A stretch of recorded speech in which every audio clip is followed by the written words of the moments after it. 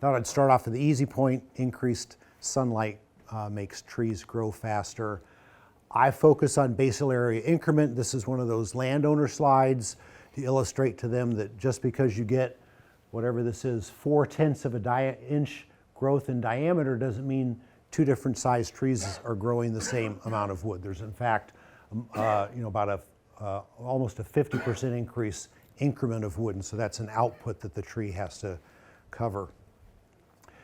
This is looking at how trees responded to the thinning. So this is post-harvest average basal area increment.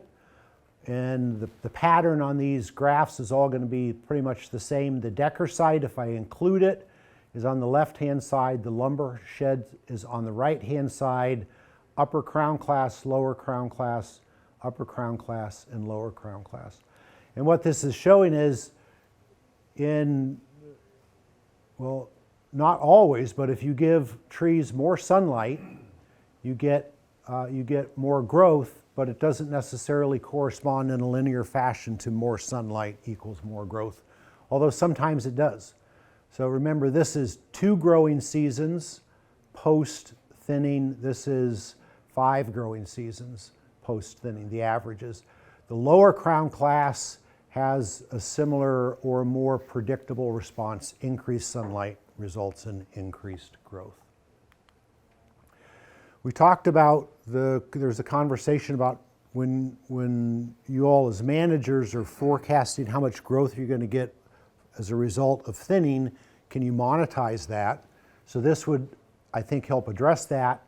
I converted number of sides free to grow. I went out, stood in the woods, looked up and said, of the 360-degree perimeter, what percentage is open for growth?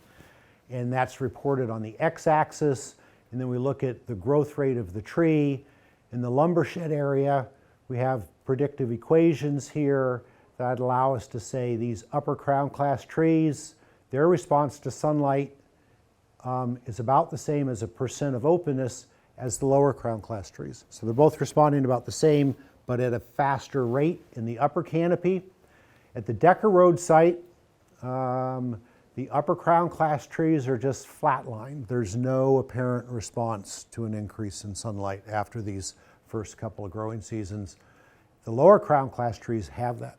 So this I think could add to that conversation of if you're thinning and you're investing in forest management and you're going to do some amount of release, what might you expect as growth response? And then I'll show some basal area increment against sap volume increment later. So thin your woods, trees grow bigger. Forestry's shown that now over the last 120 years, so nothing striking there. Bigger trees produce more syrup. This is similar to the graph that Mark showed. And I was quickly looking at your chart and saying, where do your numbers match up with what I have?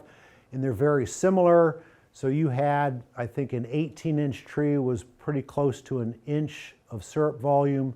So I'm just below that. And I took this equation, and for each inch of diameter increase, we're calculating a 6% increase in syrup yield. So whatever it takes as a forester on your site and with your trees to grow them another inch, this would say you're going to increase syrup yield by 6%. And just like Mark said, this is one location, right, for within a certain window of time. So every other site and soil and stand history is going to be a different image.